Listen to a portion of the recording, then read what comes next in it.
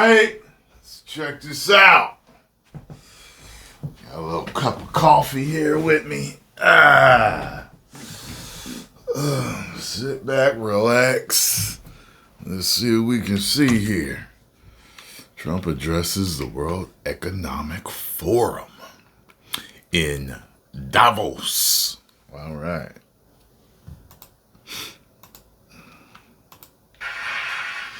Well, thank you very much, Klaus, and hello to everyone in beautiful Davos. This has been a truly historic week in the United States. 3 days ago, I took the oath of office, and we began the golden age of America. The recent presidential election was won by millions of votes, and all seven, every one of them, all seven swing states. I love how he keeps bringing that up. Like, it almost feels like a dig or a troll. And all seven swing states. All seven swing states. It was a massive mandate from the American people like hasn't been seen in many years. And some of the political pundits, even some of my so-called enemies, said it was the most consequential election victory in 129 years. That's quite nice. What the world has witnessed in the past 72 hours is nothing less than a revolution of common sense. Our country will soon be stronger, wealthier, and more united than ever before. And I hope so, sir. Entire planet will be more peaceful and prosperous as a result of this incredible momentum and what we're doing and going to do. My administration is acting with unprecedented speed to fix the disasters we've inherited from a totally inept group of people. And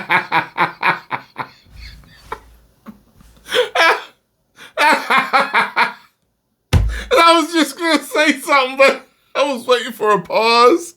But he was saying what he was saying, so it made me laugh too. I just need to understand this. These are these main news networks that are doing these live streams, correct? Why can't they give us a clear, crisp live stream?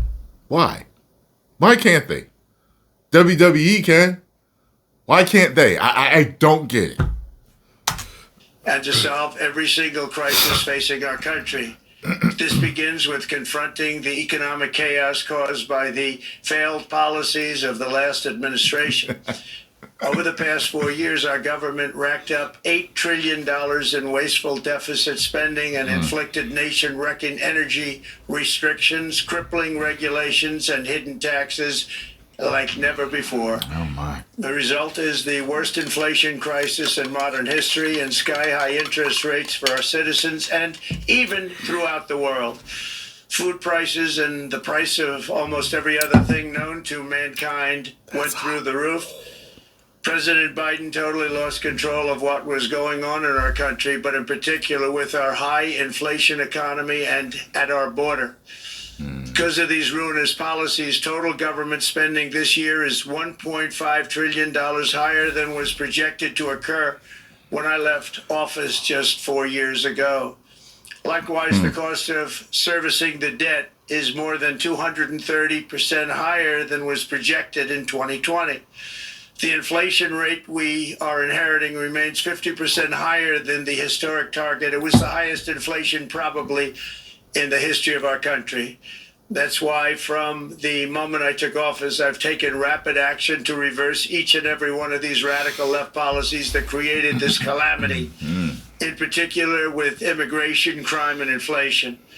On day one, I signed an executive order directing every member of my cabinet to marshal all powers at their disposal to defeat inflation and reduce the cost of daily life. I imposed a federal hiring freeze, a federal regulation freeze, a foreign aid freeze, and I created the new Department of Government Efficiency. I terminated the ridiculous and incredibly wasteful Green New Deal. I call it the Green New Scam. Withdrew from the one-sided Paris Climate Accord and ended the insane and costly electric vehicle mandate. We're going to let people buy the car they want to buy. I declared a national energy emergency, and it's so important, national energy emergency to unlock the liquid gold under our feet and pave the way for rapid approvals of new energy infrastructure. The United States has the largest amount of oil and gas of any country on earth, and we're going to use it. Not only will this reduce the cost of virtually all goods and services, it'll make the United States a manufacturing superpower and the world capital of artificial intelligence and crypto. My administration has also begun the largest deregulation campaign in history, far exceeding even the record-setting efforts of my last term. In total, the Biden administration imposed $50,000 in additional regulatory costs on the average American household over the last 4 years. I have promised to eliminate 10 old regulations for every new regulation, which will soon put many thousands of dollars back in the pockets of American families.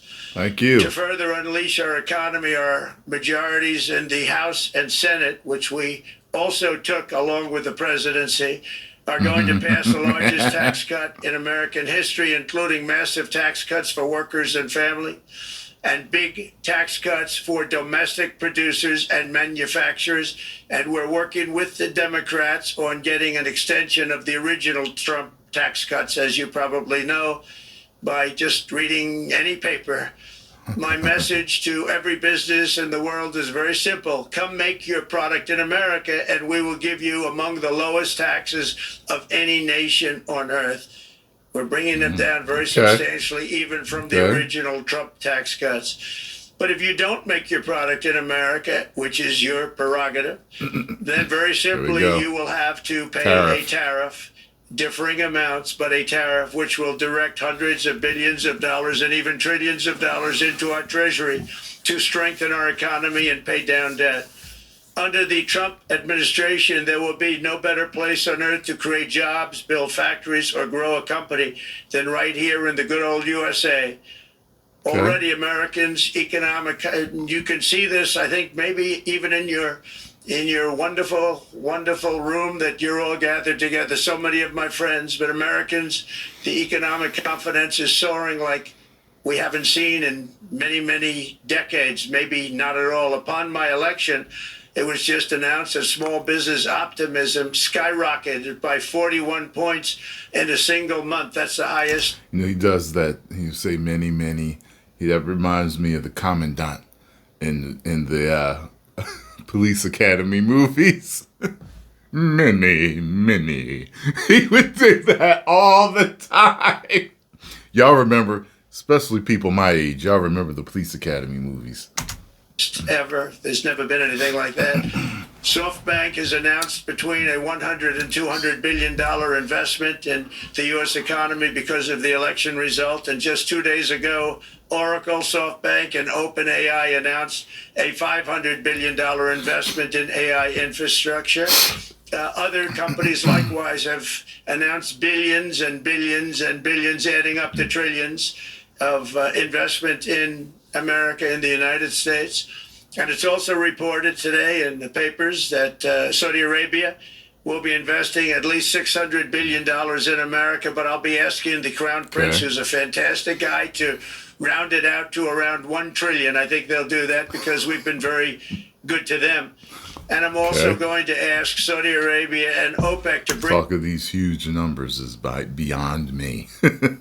bring down the cost of oil. You got to bring it down, which frankly, I'm surprised they didn't do before the election. That didn't show a lot of love by them not doing it. I was a little surprised by that.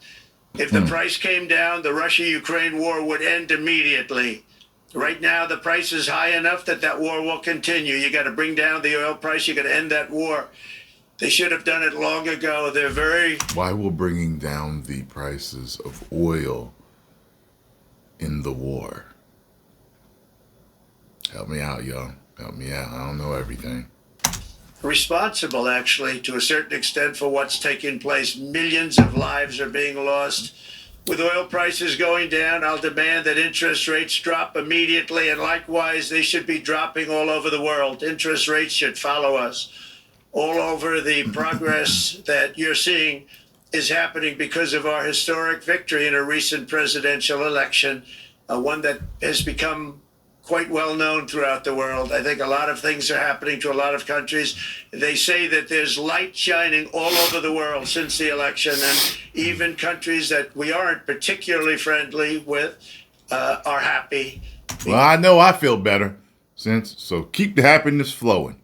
Bring them all. Because they understand what there is a future and how great the future will be. Under our leadership, America is back and open for business. And this week, I'm also taking swift action to stop the invasion at our southern border. They allowed people to come in at levels that nobody's ever seen before. It was ridiculous. I decided and declared to do, and very, very importantly, a national emergency on our border, immediately halted all entry of illegal border crossers, of which there were many, and began promptly returning the illegal trespassers back to the place from which they came. That action, as you've probably seen, has already started very strongly. I've deployed active duty U.S. military and National Guard troops to the border to assist in repelling the invasion. It was really an invasion. We will not allow our territory to be violated. After 4 long years, the United States is strong and sovereign and a beautiful nation once again. It's a strong, sovereign nation. In addition, I'm pleased to report that America is also a free nation once again. On day one, I signed an executive order to stop all government censorship. No longer will our government label the speech of our own citizens as misinformation or disinformation, which are the favorite words of censors and those who wish to stop the free exchange of ideas and, frankly, progress. We have saved free speech in America, and we've saved it strongly. With another historic executive order this week, I also ended the weaponization of law enforcement against the American people and, frankly, against politicians, and restored the fair, equal, and impartial rule of law.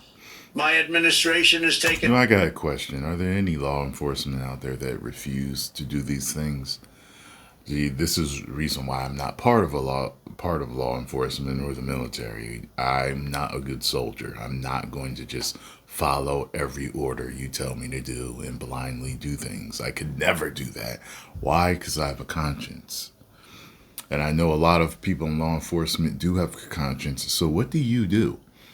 There's law enforcement watching me. What do you do when you're asked to do something that you don't agree with and you know is morally wrong and it's not upholding what you signed up for? What do you do in those situations? And I'd like to know.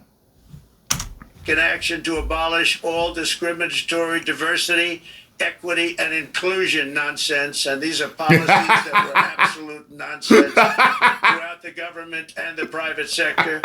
With the recent yet somewhat unexpected great Supreme Court decision just made, America will once again become a merit-based country. You have to hear that word, merit-based country. And I've made it official, an official policy of the United States, that there are only 2 genders, male and female. There we go. And we will have no men participating in women's sports.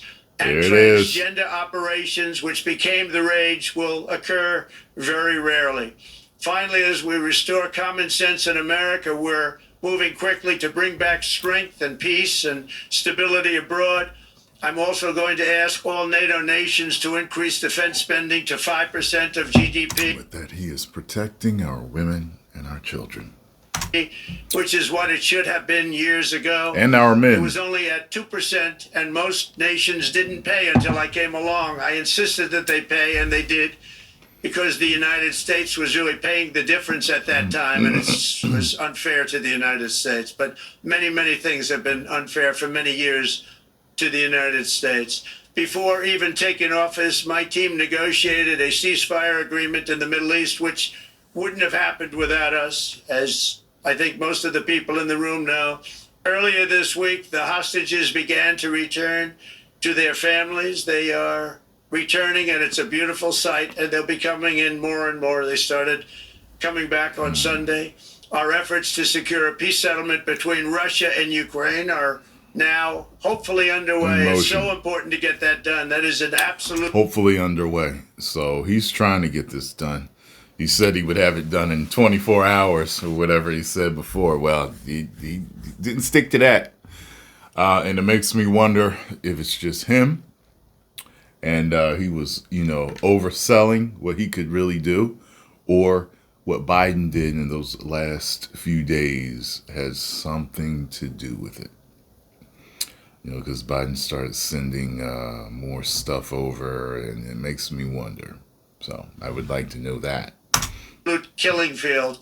Millions of soldiers are being killed. Nobody's seen anything like it since World War II. They're laying dead all over the flat fields. It's a flat field farmland. And there's nothing stops a bullet but a person. Millions of Ukrainians. He always says that. Nobody's seen anything like it since World War II. It's time to end it. And here in America, we have big events coming up. Next year, we have the 250th anniversary of America's founding. I'm so honored to be president during that. That's been a big event. They've been talking about it for 10 years. We also have the World Cup. And I understand Gianni's in the room. Infantino, he was very instrumental in helping us get it. He's there with you someplace, I think. And I want to thank him for that. And then we have the Olympics coming up, which I was instrumental in getting also in my first term. And who would have known that by skipping a term, I would get the Olympics? I was upset. I said, I got the Olympics to come and I won't be president. But it turned out through a stroke of luck, or whatever you might call it, that I'm going to be president during the World Cup and the Olympics and the 250th anniversary. So that's going to be 3 big events. And we've accomplished more in less than 4 days. We have really been working 4 days than other administrations have accomplished in 4 years. And we're just getting started. It's really an amazing thing to see. And the spirit and the light over our country has been incredible. Under the last administration, our nation has suffered greatly, but we're going to bring it back and make it greater, bigger, stronger, better than ever before. I want to thank everybody for being with you. I would have been there myself, except the inauguration was 2 days ago. I thought it might be a little bit quick to make it the first stop, but we'll get there one day. We hope to get there. But I do appreciate, I heard the audience is fantastic, and many of my friends are in the audience, and I will be taking questions now from some very distinguished people. Thank you very much. Taking questions. Thank you very much, Mr. President, for that very powerful speech. And I think you could hear the applause all the way from Davos to the White House. But next year it will be even better, because then you can get the applause here in Davos. So we wish you welcome to our village next year. Where is Davos? Thank you very much. So we also know, Mr. President, that you open up for interaction here. We have a great panel with some of the most distinguished business people in the world. Let me start with someone that you know really well, that I think is almost a neighbor of you in in Florida. Mr. Steve Schwartzman, Chairman, CEO, and co-founder Blackstone Group. So, Steve, floor is yours. Well, Mr. President, I'm sure the Crown Prince of Saudi Arabia will be really glad you gave this speech today.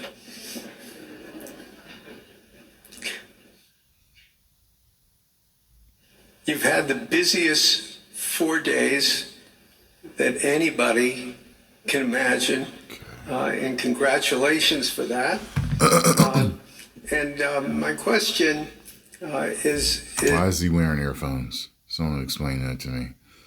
I thought they kind of did that when someone was translating for them in their ear or something like that, but he speaks English, so let's...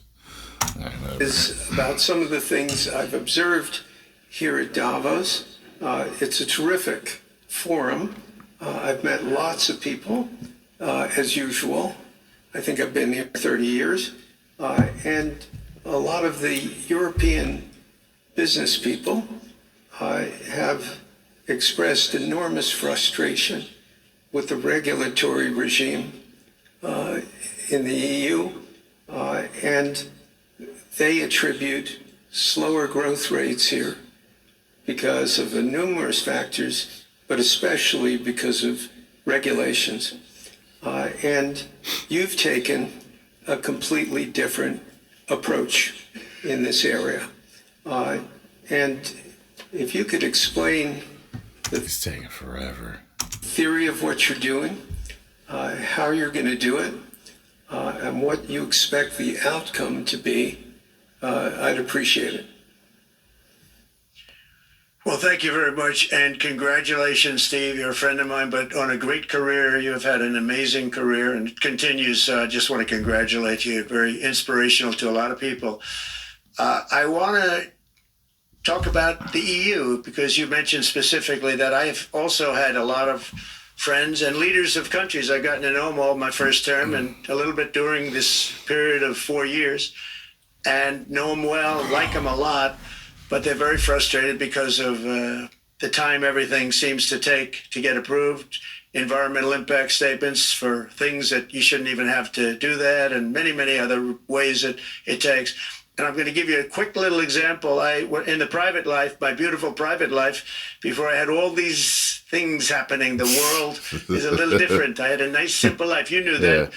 But Sure. when I had that A simple lot life, simpler. I did projects, and I had a big project in Ireland, and it had to get approval on something that would have made it even better. And I got the approval from Ireland in a period of a week, and it was a very, very, very efficient, good approval. And they informed me, though, the problem is you're going to have to get it from the EU, and we think that'll take 5 to 6 years. And they said, you have to be kidding. And this was before politics. And I said, wait a minute, it's not that important. I don't want to go 5 or 6 years, but it would have been a big investment. It would have been nice, and it would have been good for the project. And I sent the people to the EU to see if they could speed it up. And basically it was a 5 or 6 year wait just to get a simple approval that Ireland gave me in a period of literally not much more than a week. And I realized right then, that was the first time I really was involved with the EU, but I realized right then that's a problem. And I didn't even bother applying to do it. Or if I did, I pulled it very quickly. I have to be very accurate because I don't want to be criticized. He did apply, actually. No, I want to be very accurate.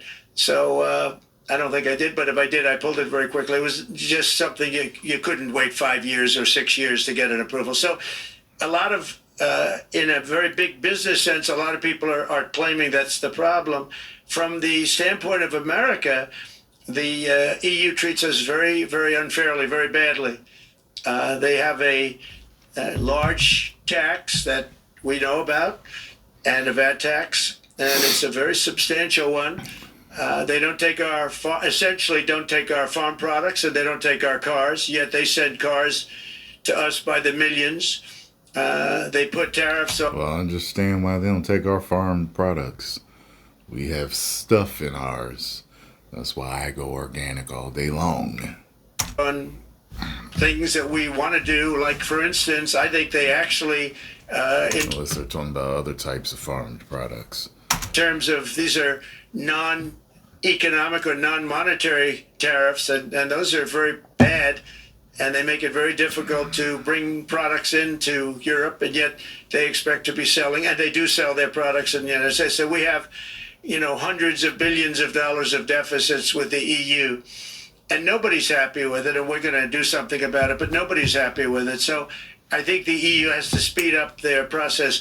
Friends of mine that are in some of the nations within the EU, great people, they want to be able to compete better, and you can't compete when you can't go through the approval process fast. There's no reason why it can't go faster. So, I'm trying to be constructive because I love Europe.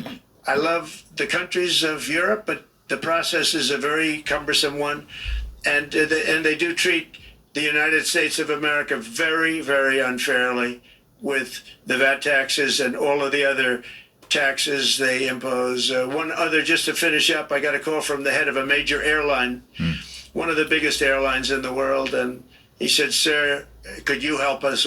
Landing in Europe is brutal. They charge us fees for everything, and it's so unfair. I said, Interesting. how does it compare to China? He said, it's much worse. And the Really? other thing, as you know, they took court. I didn't know you got charged for landing. What the hell? It's a charge for everything, man. A tax for everything. A fee With Apple, for and they everything. supposedly won a case that most people didn't think was much of a case. They won 15 or 16 billion from Apple. They won billions from Google. There's got to be a way for us all to coexist on this planet with everything being free. There's got to be a way. Because at one time, all things were free. And I think the first form of, I guess, money or commerce was just people trading things, you know. But God, we got into... we pay for water. You know what I'm saying? It's... whatever. I think they're after Facebook for billions and billions. These are American companies. Whether you like them or not, they're American companies, and they shouldn't be doing that. And that's, as far as I'm concerned, it's a form of taxation. So we have some very big complaints with the EU. Thank you. Thank you very much, Mr. President. We'll now go to one of your friends in the EU, Patrick Pouyanné. He's the chairman CEO of Total Energies. I guess you have a question ready, Patrick, for the president. Mr. President, as we understand, energy is at the top of your agenda, and it's an honor for me to represent the energy industry tonight. In this panel, Total Energies is indeed the fourth largest oil and gas and electricity company in the world. I will not ask you a question about the oil price. It's quite clear what you expect from us. I will go to gas more. And our company is the largest number one exporter LNG from the US company. We are a strong contributor to, and we invest in a mammoth LNG projects in Texas, $20 billion. It's far from 200, but it's $20 billion. And we contribute with that to security of supply to Europe, as we export this LNG to Europe. Some experts fear that if there are too many projects developed in the US on LNG, this could have an inflationary impact on the US domestic gas price. And they recommend a pause on these projects. I would ask you the following question. What are your views about such a pause on investments on LNG in the US? What would happen if you would observe an increased domestic gas price because of these exports? And final question, which is important for Europe, would you agree to guarantee security of supplies of US LNG to Europe?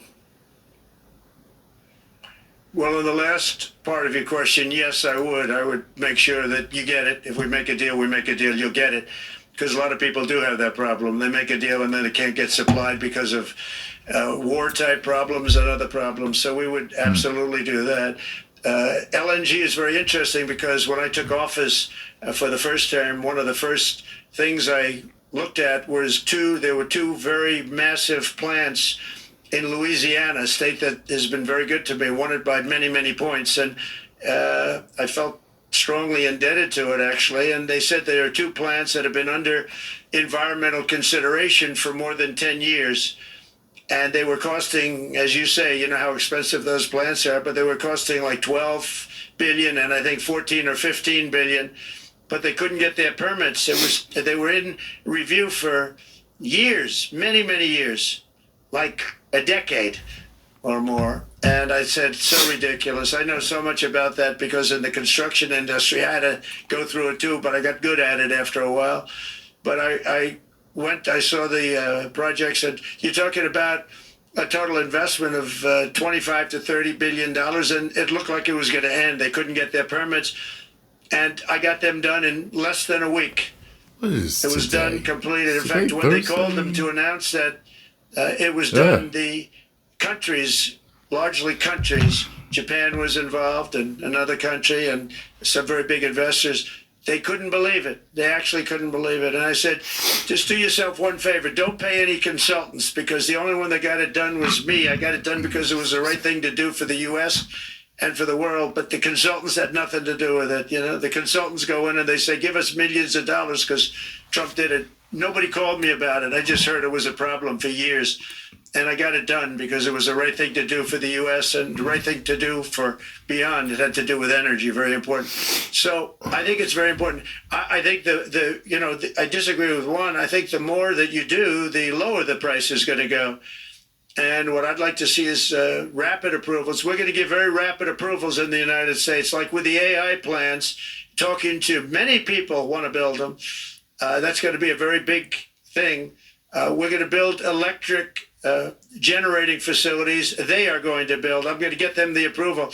Under emergency declaration, I can get the approvals done myself without having to go through years of waiting. And the big problem is we need double the energy we currently have in the United States. Can you imagine? For AI to really be as big as we want to have it, because it's a very competitive, it'll be very competitive with China and others. So I am curious about where things are going with AI. So far, things seem to be okay, but there are certain things that are rearing their little whiskers. It's like, this could be a problem in the future. These, especially with the images and the video, stuff looks so real. It takes you a second now. Sometimes you can see it right away, but sometimes you're like, wait, that's AI. Like, you know what I'm saying? It's going to get to the point where you're not going to know whether stuff will be able to be doctored perfectly. You know what I'm saying? Going to give emergency declarations so that they can start building them almost immediately. And I think it was largely my idea because nobody thought this was possible. It wasn't that they were not smart, because they're the smartest. But I told them that what I want you to do is build your electric generating plant right next to your plant as a separate building, connected.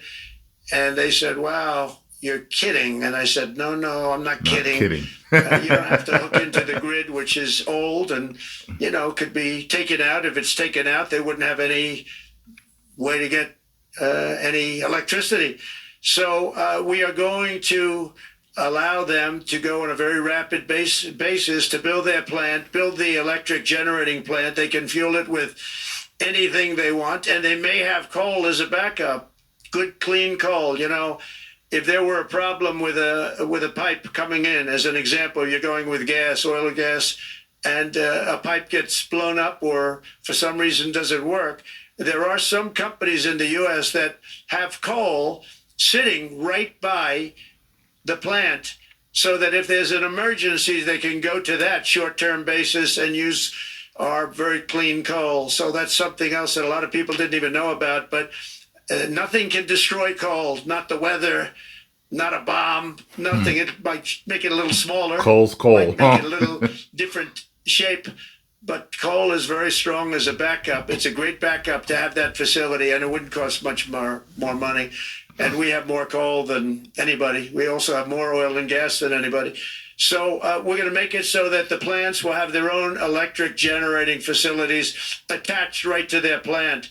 They don't have to worry about a utility. They don't have to worry about anything. And we're going to get very rapid approvals. This is all for AI? Thank you. Did I miss something? Mr. President. I was kind of zoning a little bit because this is a little bit, but I'm listening, but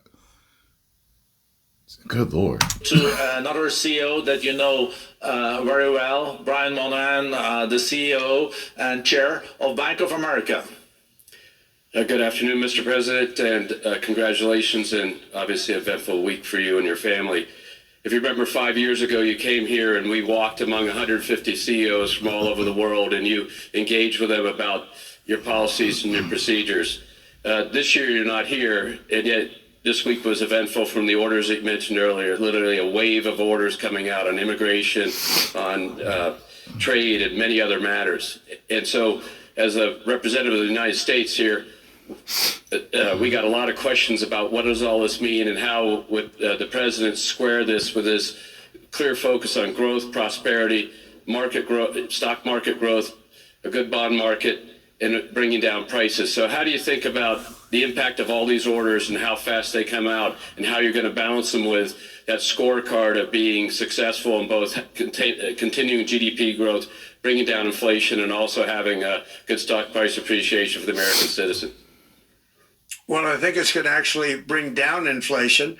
It's going to bring up jobs. We're going to have a lot of jobs. We're going to have a lot of companies moving in. You know, Brian, we're at 21%. It was at 40%, and I got it down to 21%, the corporate tax.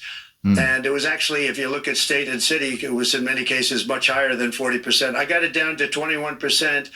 And now we're going to bring it down from 21 to 15% if, there's a big if you make your product in the U.S. So we're going to have the lowest, just about the lowest rate. It'll be, the 21 is on the low side worldwide.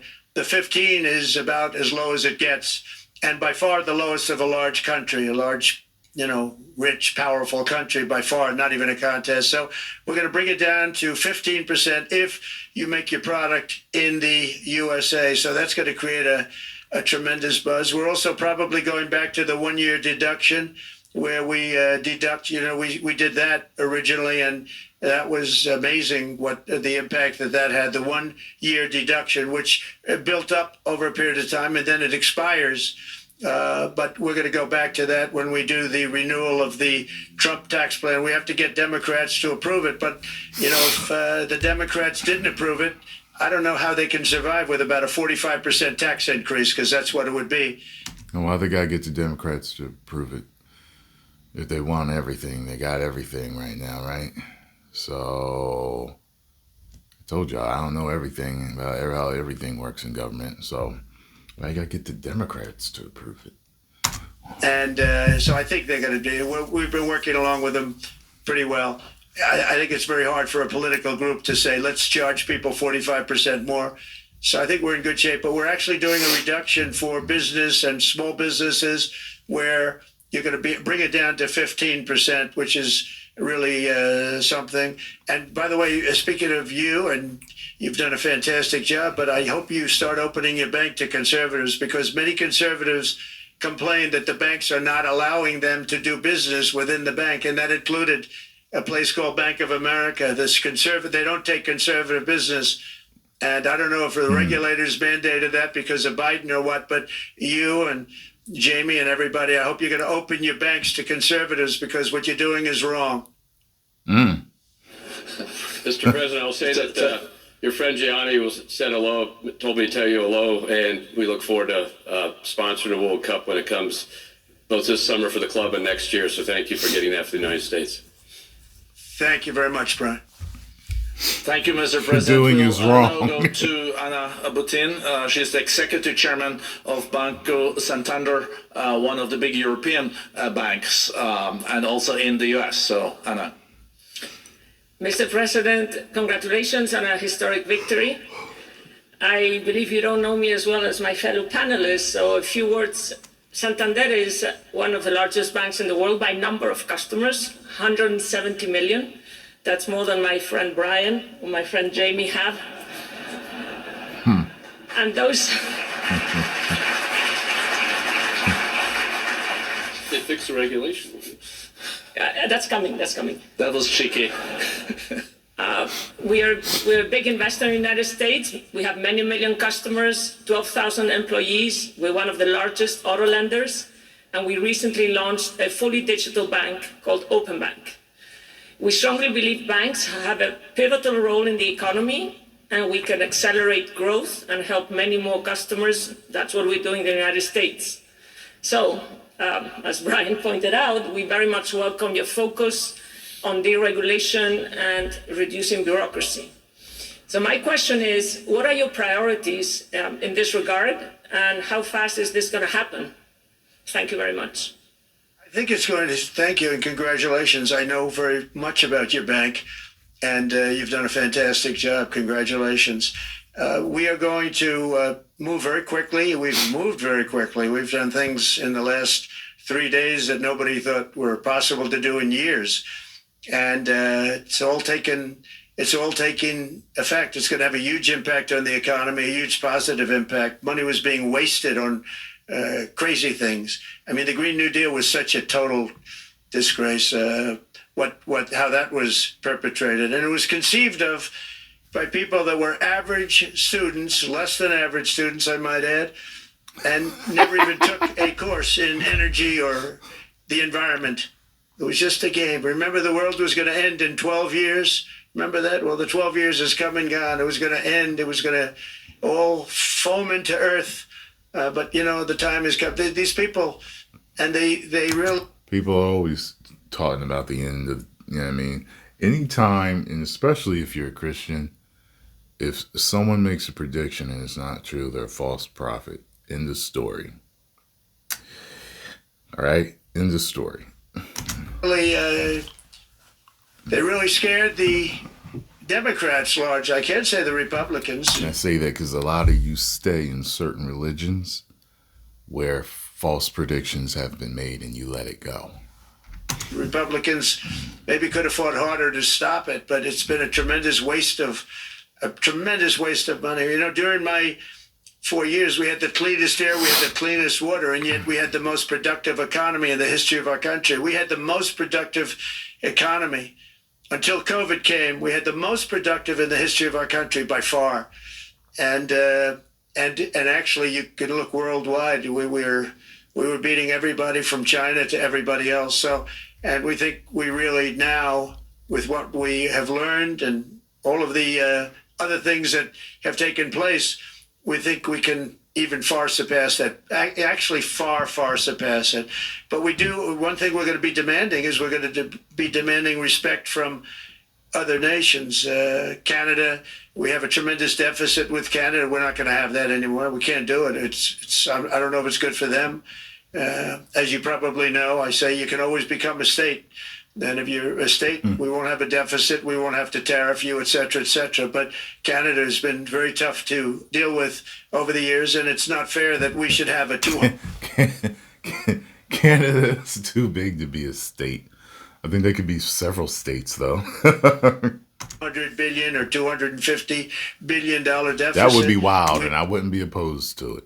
We don't need them to make our cars, and they make a lot of them.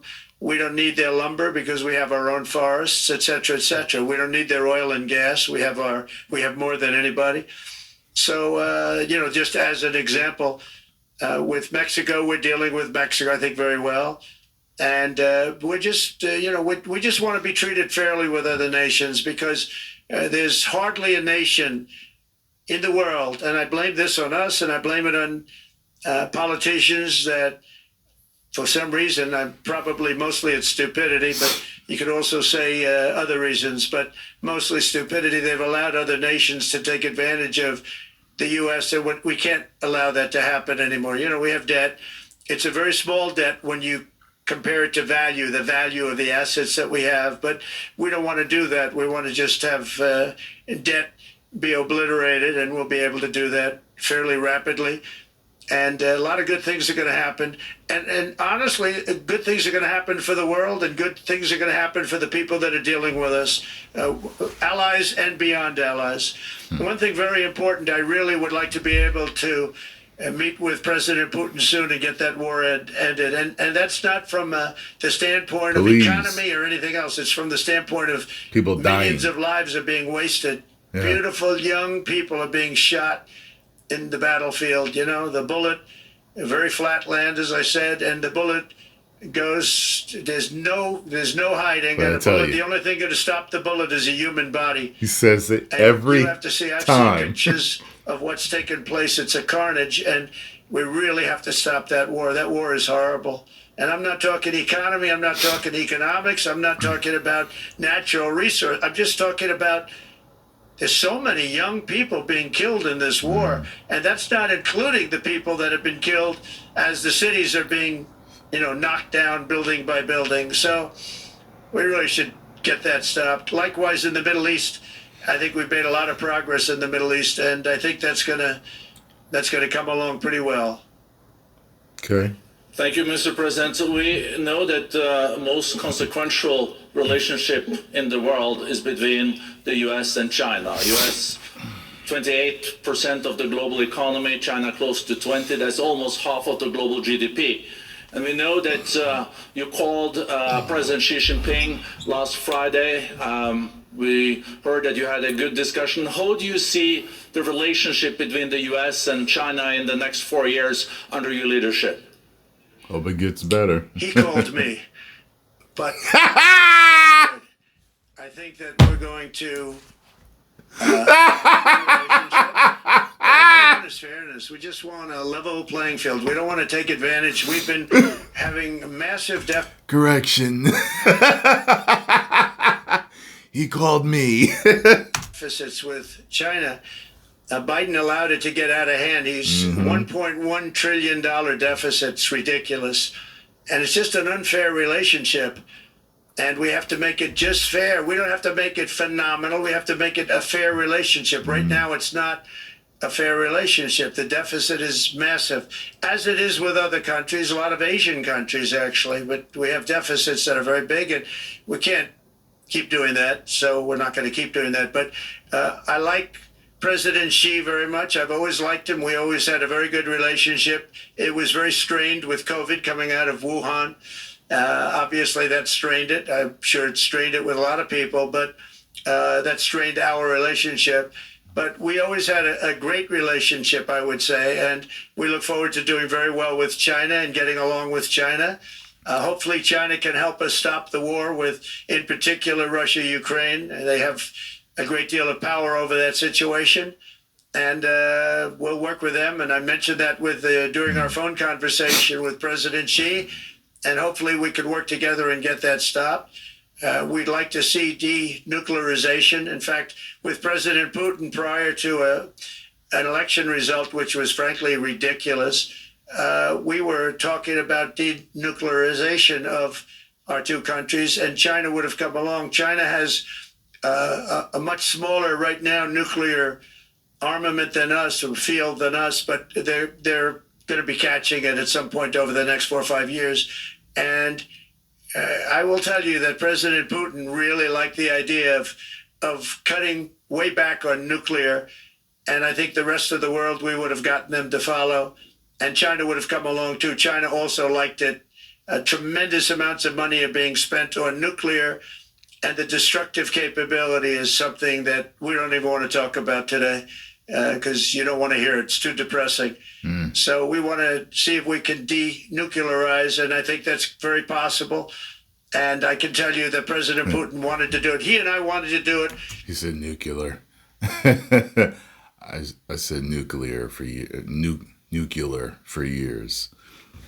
Then I had a girlfriend that was an English teacher. And she'd be like, you keep saying it wrong. I'm like, what? It's nuclear. Nuclear. Oh, okay. We had Bush used to do a it too. The second Bush with China. They would have been involved, and that would have been an unbelievable thing for the planet. Mr. President, when you're back here in It Davos was an awkward pause. next year, will there be then a peace agreement with Ukraine and Russia by then? Well, you're going to have to ask Russia. Ukraine is ready to make a deal. Just so you understand, this is a war that should have never started. If I were president, it would never have started. This is a war that should have never, ever been started. And it wasn't started during there was never even talk about it. I knew that it was the apple of President Putin's eye, but I also knew that there was no way he was going in, and he wasn't going to go in.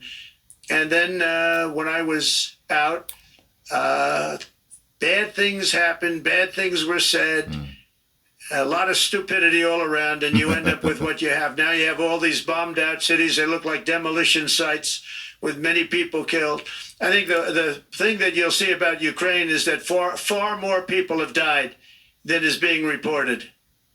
And I've seen that. Yeah, but far more people have died. When you look at a city that's become a demolition site where big buildings have been collapsed by missiles hitting them and everything else, and they say one person was slightly injured. No. Many people were killed. Those are big buildings. I was surprised at how that was my business. These are buildings that go 2 and 3 blocks long. They're 20 stories high. They're big, powerful buildings, and they were knocked down, and there were a lot of people in those buildings. They'd announced that 2 people were injured. That's not true. So I think you're going to find that there were many more people killed in Ukraine in the Ukraine war than anybody has any idea. But if you look now, so many of the people being killed are soldiers just facing each other with guns, rifles, and drones, the new form of warfare, drones. And it's a very sad thing to see. And when you see pictures of the fields that I see, nobody wants to see it. You'll never be the same. Thank you very much, Mr. President, on behalf of all the 3,000 participants here in Davos. We really underline that joining us the third day in your presidency, live taking questions here. Day number 3. So appreciated, and we are already ready for receiving you next year in person. So thank you very much, and all the best from Davos. Davos. Thank you. Thank you very much. Thank